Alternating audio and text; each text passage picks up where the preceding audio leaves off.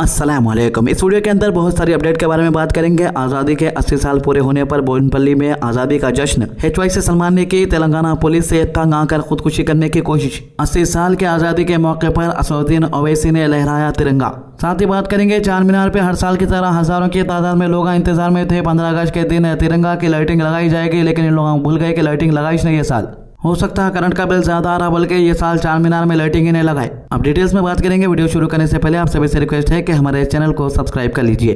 तो आज 15 अगस्त के दिन हिंदुस्तान के 80th इंडिपेंडेंस डे के मौके पर बोयनपल्ली में इंडिपेंडेंस डे सेलिब्रेशन बड़े जोश और खरोश के साथ मनाया गया। इस मौके पर मुद्दम नरसिम्हा यादव की मौजूदगी में कौमी परचम को सलाम पेश किया गया और वतन की सलामती, अमन और तरक्की के लिए पैगाम दिया गया। प्रोग्राम में बोयनपल्ली और हशमतपेट के इलाकों से आए हुए लोग भी शिरकत करें और इंडिपेंडेंस डे की खुशियां एक दूसरे के साथ शेयर करें। मुद्दम नरसिम्हा यादव का बोयनपल्ली और हशमतपेट के इलाकों से काफी अरसे से समाजी और सियासी ताल्लुक रहा है। इनके साथ इलाके के लोगों ने भी अपने लोकल मसाइल और जरूरियात को भी सामने रखा। प्रोग्राम का मकसद सिर्फ इंडिपेंडेंस डे मनाना नहीं, बल्कि इलाके में भाईचारा, अमन और मिलजुल कर रहने का पैगाम देना भी था। इस मौके पर मुद्दम मल्लिकार्जुन यादव भी मौजूद रहे। इलाकाई लोगों के दरमियान इनकी मौजूदगी भी देखी गई और प्रोग्राम में अवाम से मुलाकात और गुफ्तगू हुई। प्रोग्राम में माइनॉरिटी लीडर अल्ताफ राजा ने भी शिरकत की। अल्ताफ राजा ने माइनॉरिटी कम्युनिटी से मुतालिक मसाइल को सामने रखने और इनके हल के लिए अथॉरिटीज के साथ कोऑर्डिनेशन की जरूरत पर जोर दिया। इनका कहना है कि जब भी माइनॉरिटी कम्युनिटी से रिलेटेड कोई मसला सामने आता, उसको सिर्फ बात तक महदूद रखने के बजाय कंसर्न अथॉरिटीज तक पहुंचाकर उसको हल करने की कोशिश करनी चाहिए। मुश्किल वक्त में जरूरतमंद और मजलूम लोगों के साथ खड़े रहना और इनकी मुमकिन मदद करना भी समाजी जिम्मेदारी का हिस्सा है। अब आने वाले GHMC इलेक्शन के अंदर यानी हशमतपेट डिवीजन 264 और बोयनपल्ली डिवीजन 262 दोनों डिविजन्स के अंदर एक मेजॉरिटी के साथ एक बार फिर मुद्दम नरसिम्हा यादव की जीत होती हुई नजर आ रही है। दरअसल मुद्दम नरसिम्हा यादव का बोयनपल्ली और हशमतपेट के लोगों से पुराना रिश्ता है। 2009 से लेकर आज तक इन्होंने इलाके के लोगों के दरमियान रहकर इनकी जरूरत और मसाइल को समझने की कोशिश की और इनके बेटे मुद्दम मल्लिकार्जुन यादव भी कॉर्पोरेटर इलेक्शन में अवाम के सामने है। मकसद बिल्कुल साफ है, अपने इलाके की तरक्की को जारी रखना और लोगों के लिए और बेहतर काम करना। तो तस्वीरों के अंदर आप साफ देख सकते हैं किस तरीके से हिंदू मुस्लिम की यूनिटी साफ दिखाई दे रही है हशमतपेट और बोयनपल्ली में। इन प्रोग्राम्स को सक्सेसफुल बनाने के लिए चंदू यादव और राजू यादव ने भी सपोर्ट किया। तो इसके अलावा हैदराबाद से इस वक्त एक अहम और सेंसिटिव खबर सामने आ रही है। हैदराबाद यूथ करेज यानी HYC के फाउंडर सलमान खान से जुड़ा एक खुदकुशी का अटेम्प्ट की खबर सोशल मीडिया पे सामने आई। HYC की तरफ से दावा किया गया कि सलमान ने पुलिस से परेशान होकर एक केस के प्रेशर के बाद यह कदम उठाया है। HYC ने फेसबुक पर एक वीडियो भी शेयर किया जिसमें सलमान खान को हॉस्पिटल में ट्रीटमेंट ले जाते हुए दिखाया गया। आपको बता दूं कि HYC के सलमान 2 दिन से लगातार वीडियो पोस्ट कर रहे थे। इससे पहले के वीडियो में CCTV के अंदर CCTV जो वीडियो आया उसके अंदर साफ देखा जा सकता है कि टास्क फोर्स जो पुलिस यूनिफॉर्म में नहीं होते और पुलिस के यूनिफॉर्म में भी कुछ लोग HYC के सलमान के घर के अंदर जाते हुए दिखाई दिए। मामला राजा सिंह से रिलेटेड है। HYC के सलमान का मानना है कि राजा सिंह ने हुजूर सल्लल्लाहु अलैहि वसल्लम की शान में जो गुस्ताखी की थी उसके लिए राजा सिंह को केस से बरी कर दिया गया। हालांकि उसने जो अल्फाज इस्तेमाल किए थे उन अल्फाजों का किसी भी जगह पर कुरान शरीफ में जिक्र नहीं है। इसके बावजूद भी कोर्ट के अंदर यह कहा गया कि वो कुरान के अंदर मौजूद है अल्फाज। इसी बात को लेकर HYC के सलमान नाराज थे कि जो अल्फाज कुरान शरीफ के अंदर मौजूद नहीं है उसे कोर्ट के अंदर कैसे कहा जा सकता है कि कुरान में मौजूद है। इस बात पर इन्होंने इनके घर के सामने एक बोर्ड लगाया था राजा सिंह का और उस बोर्ड के ऊपर राजा सिंह के चेहरे पर चप्पल के निशान थे।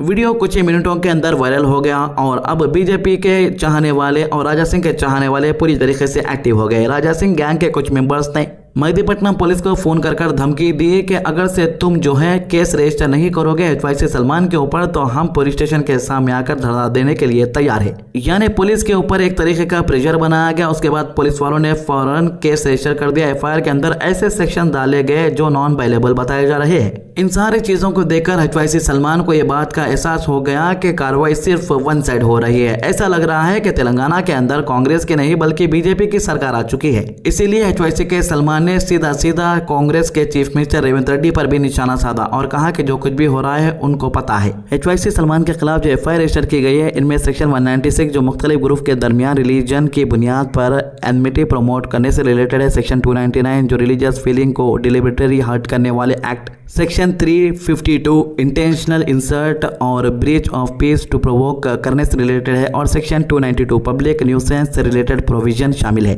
साथ ही सेक्शन 3/5 कॉमन इंटेंशन के हवाले से लगाई गई है। अब इसी केस के कुछ और देर बाद सलमान खान की तबीयत और हॉस्पिटल ट्रीटमेंट की खबर सामने आई। सलमान खान ने पहले कहा कि बीजेपी और कांग्रेस मिलकर तेलंगाना के अंदर काम कर रहे हैं। अगर आप किसी बीजेपी के लीडर के खिलाफ कुछ भी बोलेंगे तो आप पर भी कोई ना कोई एक्शन बड़ा जरूर होगा। जरा सोचिए, जो भड़काऊ भाषण देता है, जो गुनहगार है, उसको जो है सिक्योरिटी दी जा रही है और जो लोग इसके खिलाफ आवाज उठाते उनके घर पे पुलिस आ रही है। तो इससे पहले बीजेपी पार्टी ने एक ग्रुप फोटो शेयर की थी और कहा था कि यह हमारे पार्टी के लीडर है। इसके बाद बीआरएस पार्टी ने इस फोटो के अंदर रेवंत रेड्डी चीफ मिनिस्टर को ऐड कर दिया और लिखा कि तुम अपने एक शख्स यानी एक इम्पोर्टेंट शख्स को कैसे मिस कर सकते हो। यानी कि यहाँ पर जो है कांग्रेस के चीफ मिनिस्टर रेवंत रेड्डी को बीजेपी का सपोर्टर और मेंबर बताया गया, क्योंकि जिस तरीके से तेलंगाना का माहौल हमें नजर आ रहा है उससे यही लग रहा है कि तेलंगाना में कांग्रेस की नहीं बल्कि बीजेपी की सरकार आ चुकी है। अब HYC सलमान ने कई जगह पर यह बयान किया है कि दो भी पार्टी मिले जुले हैं। आप देख सकते हैं राजा सिंह है, इनके बाजुक अजहरुद्दीन है कांग्रेस पार्टी के, और इसके बाद जो है कांग्रेस के एक बड़े मिनिस्टर भी है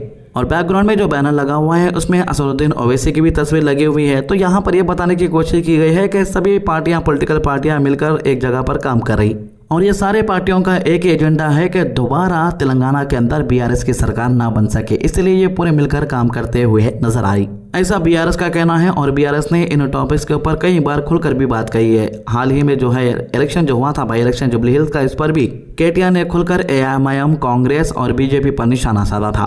और आपको बता दो HYC के सलमान बीआरएस के माइनॉरिटी लीडर भी है और केटीआर का सपोर्ट भी इन्हें हासिल है।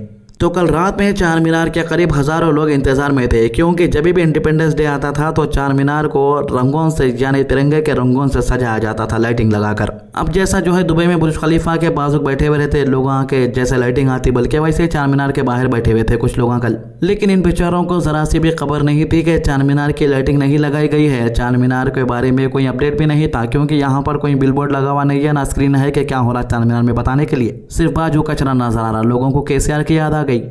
पब्लिक तो ये न्यूज़ दे रहा हूँ मैं, लाइट ने दे लिया, क्या है ये? तो पूरी पब्लिक डरी हुई है कितनी की, पूरे देख रहे हैं, मैं लाइट ने डाले।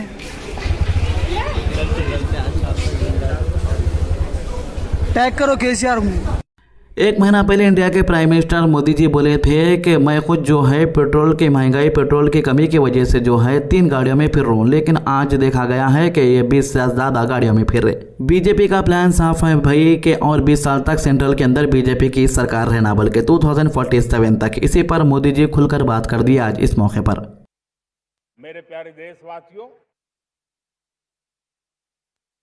आज भारत ने भी एक बहुत बड़ा सपना देखा है, दृढ़ संकल्प के साथ देखा है।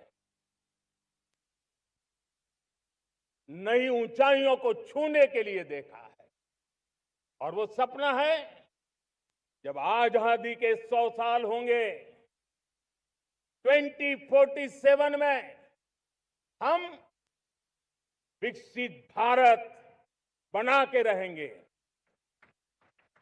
तो 2047 में मोदी जी की उम्र 95 की हो जाएगी। मतलब कि हो सकता है कि मोदी जी उसके बाद और बोलेंगे कि और 5 साल बीजेपी की हुकूमत रहना, मतलब कि पूरी सेंचुरी मानने की ताक में समझो मोदी जी भी।